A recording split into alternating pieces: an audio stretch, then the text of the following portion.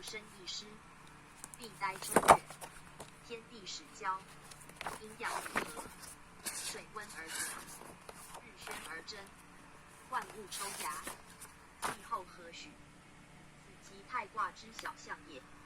天地之大，生化之宏，由必待泰而后见其功，至春而后成其用者，使以二气之调味不易也。必刚柔相济，升降相得，一元随化，五行周流，然后孕育无垠，生成不已。可见太运之有其也。一年为一度春风，百事为一旁太运，必天人相合。这个是在念易经正顺，易经八卦那个易经，这个是四卦那个易经。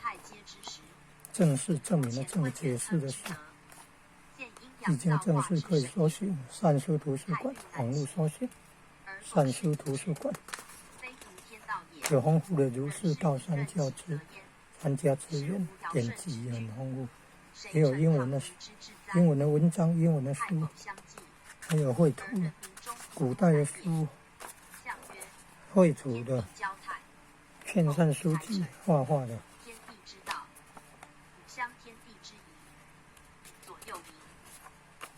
绘图，劝善书籍，搜寻绘图，绘画的绘，图案的图，绘图。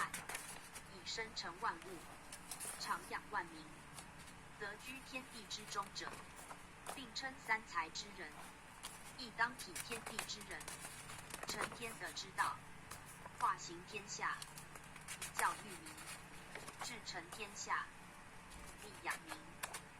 之以生育安全，及之以和乐平易，大而同化，小而永逸，欲厚而无穷，成先于不替，方足以服泰之道，治泰之用，而全泰之功也。故人类有主，国家有君，天下有后，为以代行天地之政，广集乾坤之德，以教养之，治理之，以左右思民，而达乎泰世。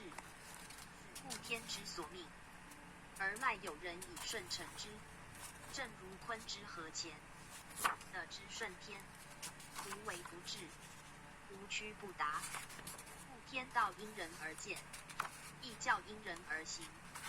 泰以人成，事以人治，此天人相应之极。